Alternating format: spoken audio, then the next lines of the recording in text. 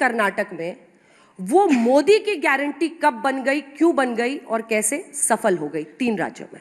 पहले तो अंजना जी आपका बहुत शुक्रिया और आज तक की पूरी टीम को आपका कि भी। आप लोग ये अच्छा प्रोग्राम कराते हैं।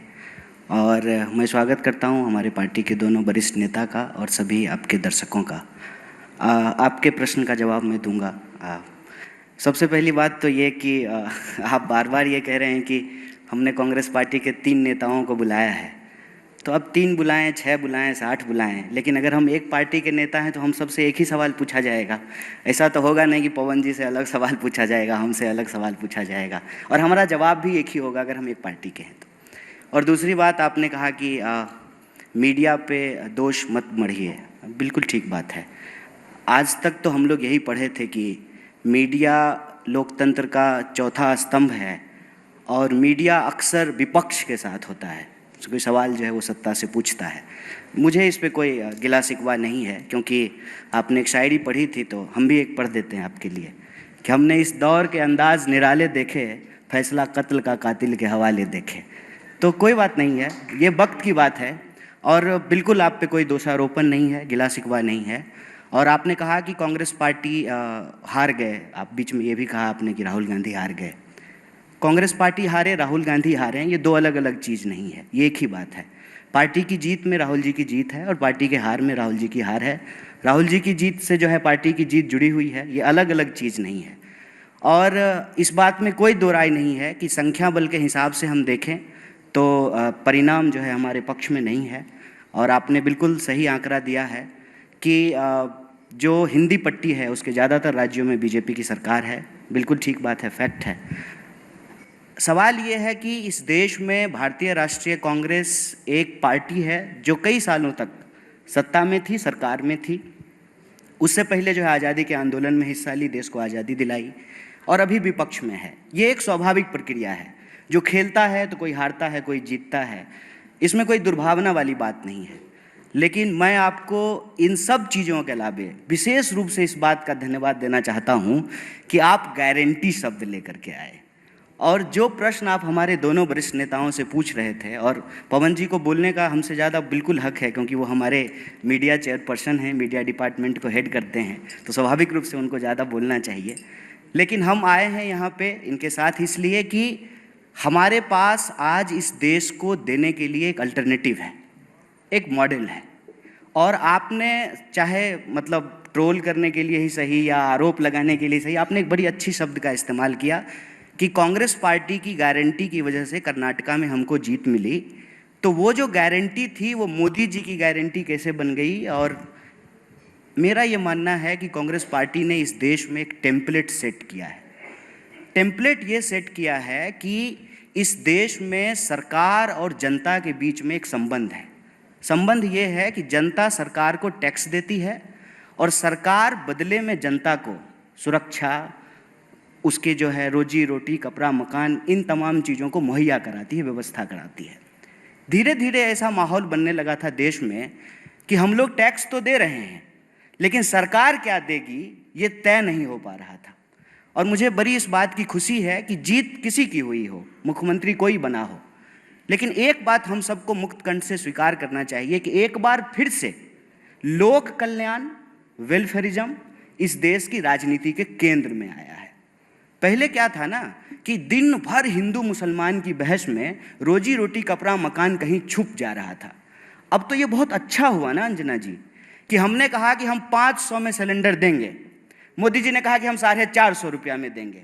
तो अब विपक्ष की तरह जो है हमारे पास ये काम है कि कल को हम सिलेंडर लेकर के दिल्ली की सड़कों पे जाएं और मोदी जी से पूछें कि आप चुनाव के वक्त बोले थे कि हम 450 में सिलेंडर देंगे, तो कब दीजिएगा? ये है देश को आगे ले जाने वाली बात। ये है सकारात्मक राजनीति कि अगर हम इस देश में एक टेम्पलेट सेट कर रहे हैं कि हम बोल रहे हैं कि अगर इस देश में एमपी को, यहाँ हमारे मेंबर ऑफ पार्लियामेंट बैठे हुए हैं, अगर उनको पेंशन मिल सकता है तो इस देश में कांस्टेबल को कहीं नहीं क्यों नहीं मिल सकता है, टीचर को क्यों नहीं मिल सकता है, जो सरकारी नौकरियां करते हैं उनको क्यों नहीं मिल सकता है।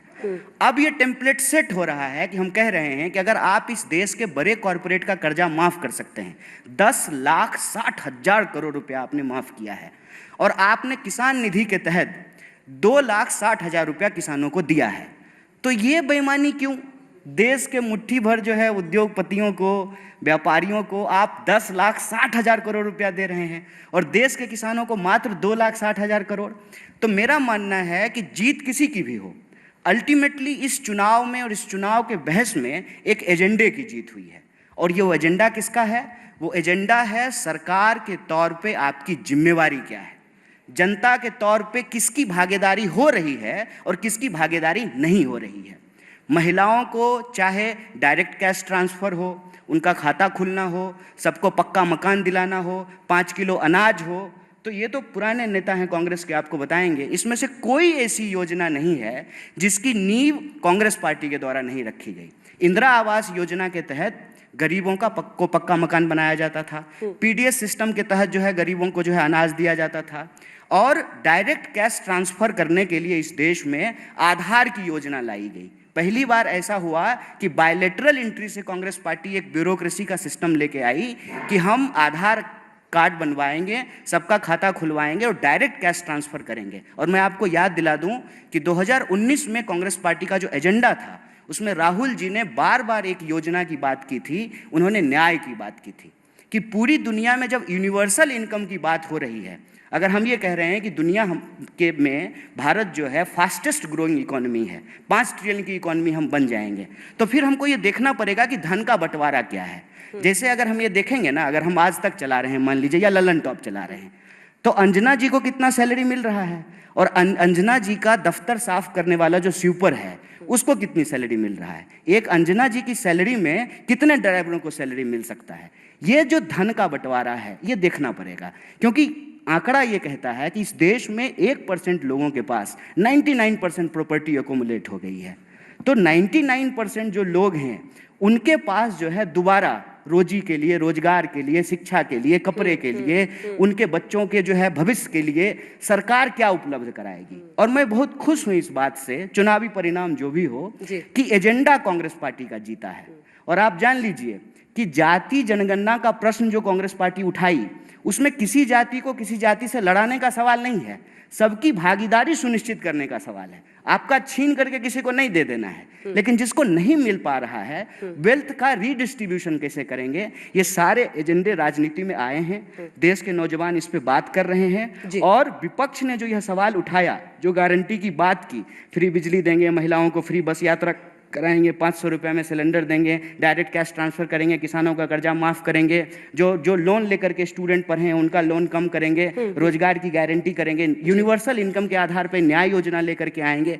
इन सवालों से ये हुआ है कि मोदी जी को भी राजस्थान में कन्हैया लाल करते करते ये कहना पड़ा कि हम 450 में सिलेंडर देंगे। और जब एक बार मोदी जी ने कह दिया तो जो सवाल पूछ रहे थे प्रमोद जी, वो सवाल अब हम भी पूछ सकते हैं फिर से कि आपने तो कहा था कि हम 15 लाख आपके खाते में पहुंचाएंगे, हर साल 2 करोड़ नौकरी देंगे, आपने कहा था कि 2022 तक पक्का मकान बना देंगे, बुलेट ट्रेन कब चलेगा।